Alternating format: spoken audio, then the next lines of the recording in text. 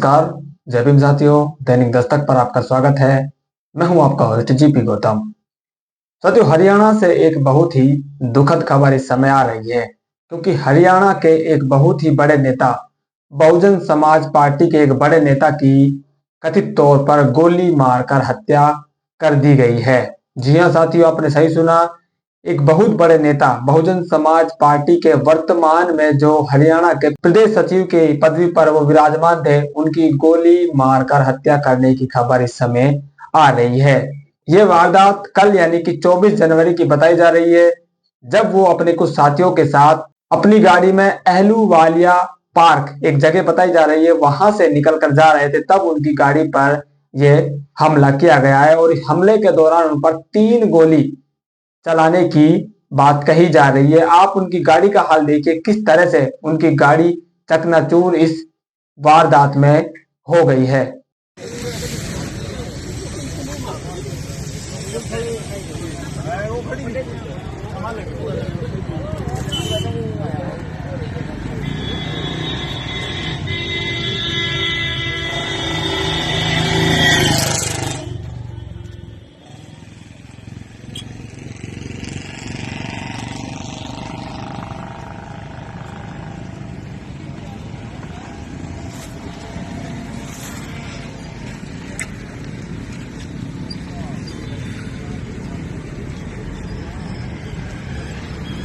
शीशा का ना टच करियो भाई।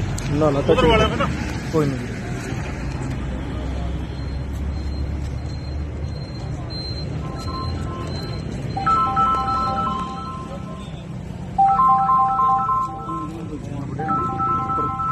15 होगा जी, प्रधान वाला ही होगा जी। वो देखते हैं 1 मिनट।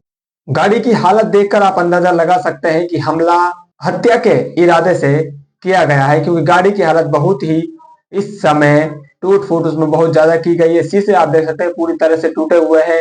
तो जब उन पर हमला हुआ तो उनकी जो हत्या का जो इरादा था वो लगभग उनका कहीं ना कहीं पूरा इस समय हो चुका है, क्योंकि जब उनको गोली लगने के बाद चंडीगढ़ की पीजीआई हॉस्पिटल में रेफर किया गया तो डॉक्टर ने उनको वहां पर मृत घोषित कर दिया, क्योंकि समय ज्यादा नहीं बचा था, उनके पास समय ज्यादा हो चुका था। और उनकी जो लगभग मौत है साथियों, आप कह सकते हैं कि ये जो जैसे गोली चली है, 3 गोली चलने की बात कही जा रही है, वो उन पर गंभीर चोटें उनको लगी है और कहीं ना कहीं उनका जो टारगेट था वो टारगेट उनका पूरा हुआ है। पुलिस की तरफ से अभी इसकी जो जांच है, जांच करने की बात कही जा रही है और अभी कोई भी जो आरोपी है उसको नहीं पकड़ा गया है। बीजेपी के शासन में किस तरह से कानून व्यवस्था इस समय हरियाणा प्रदेश में चल रही है, उसकी ये बयानगी साथियों आप देख सकते हैं। अगर राजनेता सुरक्षित नहीं है, वीआईपी आदमी सुरक्षित नहीं है, तो आम आदमी क्या सुरक्षित रहेंगे, आप इस कानून व्यवस्था का अंदाजा लगा सकते हैं। और हरियाणा में तो इस समय डबल इंजन की सरकार चल रही है। प्रदेश सचिव ये रहे, इसके अलावा ये बहुजन समाज पार्टी ने जब विधानसभा का चुनाव अभी हालिया में जो संपन्न हुआ है, इनेलो के साथ गठबंधन करके लड़ा था, तो वहां से नारायणगढ़ से इनको प्रत्याशी भी बनाया गया था। नारायणगढ़ से ये विधानसभा चुनाव लड़े और बहुजन समाज पार्टी के वर्तमान में ये प्रदेश सचिव की भूमिका निभा रहे थे।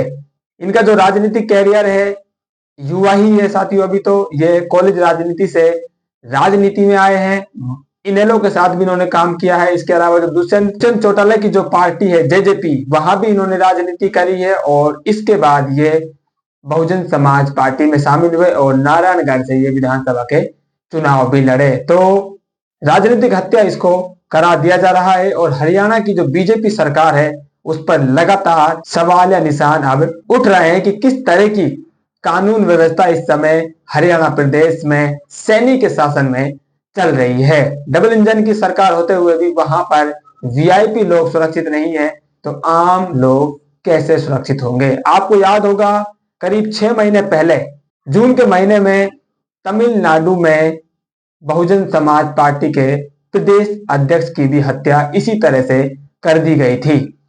के आर स्ट्रॉन्ग जो बहुजन समाज पार्टी के बसपा के तमिलनाडु के प्रदेश अध्यक्ष थे, उनकी भी हत्या जून महीने में की गई थी। आप फोटो उनका स्क्रीन पर देख सकते हैं। अगर आप उनको नहीं जानते हैं तो ये के.आर. आर्मस्ट्रांग है, जिनकी हत्या राजनीतिक हत्या वहां पर बन गई थी। लेकिन उस हत्या में बहुजन समाज पार्टी वहां पर शामिल होती है और सरकार से वहां जाकर मांग करती है, तो कुछ हद तक वहां पर न्याय मिल जाता है। अब सवाल ये उठ रहा है कि क्या जिस तरह से बहन जी के.आर. आर्मस्ट्रांग के परिवार से मिलने पहुंची, अंतिम संस्कार में वो शामिल हुई, क्या हरियाणा जो दिल्ली से बिल्कुल सटा हुआ है, क्या यहां भी बहन जी परिवार को सांत्वना देने जाएंगी?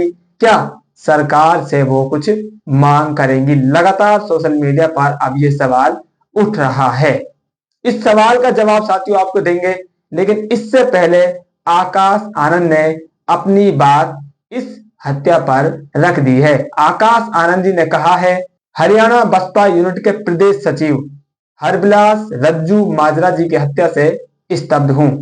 मैंने अपना युवा साथी खोया है, जो बहुजन समाज पार्टी के जुझारू व मेहनती कार्यकर्ता थे और नारायणगढ़ विधानसभा सीट से चुनाव लड़ा था।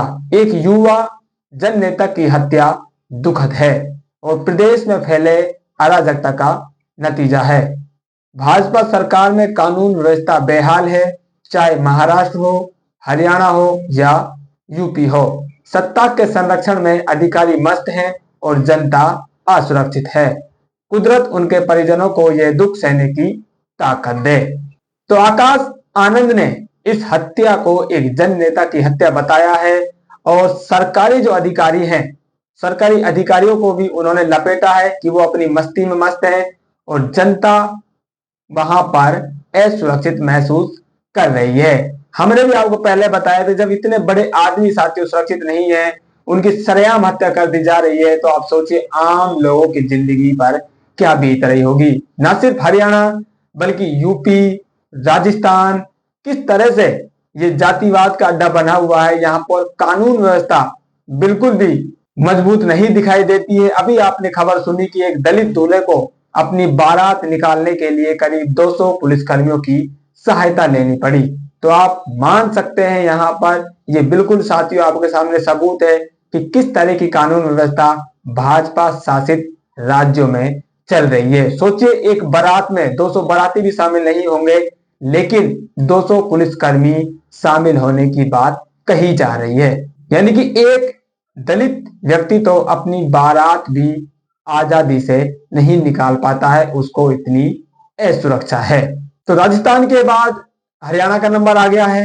इससे पहले आपने देखा तमिलनाडु में एक बसपा के प्रदेश अध्यक्ष की सरेआम हत्या कर दी जाती है। अब दोबारा से 6 महीने बाद करीब बसपा के एक और नेता की हत्या इस बार उत्तर भारत के राज्य में की गई है। तो दक्षिण भारत में भी बसपा के नेता सुरक्षित नहीं है, ना उत्तर भारत में बसपा के नेता सुरक्षित हैं।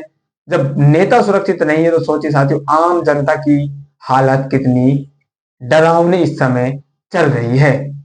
बड़ा सवाल यही है, क्या बहन जी की तरफ से इस हत्याकांड पर क्या कुछ प्रतिक्रिया आती है, उसका इंतजार सभी बेसब्री से कर रहे हैं। जैसे ही कोई बहन जी की तरफ से साथियों फैसला आएगा, कोई इस पर प्रतिक्रिया आएगी, उसके साथ आपके सामने हाजिर होंगे।